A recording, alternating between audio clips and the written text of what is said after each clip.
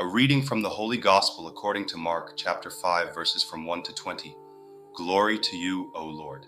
Jesus and his disciples reached the country of the Gerasenes on the other side of the lake, and no sooner had he left the boat than a man with an unclean spirit came out from the tombs towards him. The man lived in the tombs, and no one could secure him any more, even with a chain, because he had often been secured with fetters and chains, but had snapped the chains and broken the fetters, and no one had the strength to control him. All night and all day, among the tombs and in the mountains, he would howl and gash himself with stones. Catching sight of Jesus from a distance, he ran up and fell at his feet and shouted at the top of his voice, "What do you want with me, Jesus, Son of the Most High God? Swear by God you will not torture me." For Jesus had been saying to him, "Come out of the man, unclean spirit." "What is your name?" Jesus asked. "My name is Legion," he answered, "for there are many of us." And he begged him earnestly not to send them out of the district.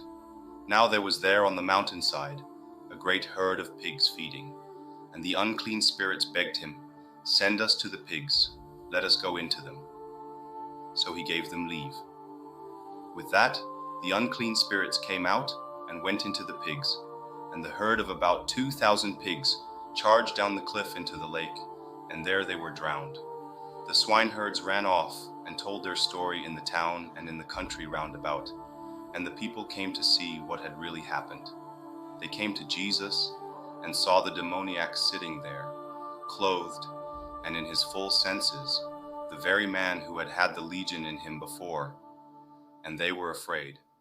And those who had witnessed it reported what had happened to the demoniac and what had become of the pigs. Then they began to implore Jesus to leave the neighborhood. As he was getting into the boat, the man who had been possessed begged to be allowed to stay with him. Jesus would not let him, but said to him, "Go home to your people and tell them all that the Lord, in his mercy, has done for you." So the man went off and proceeded to spread throughout the Decapolis all that Jesus had done for him. And everyone was amazed. The Gospel of the Lord. Praise to you, Lord Jesus Christ.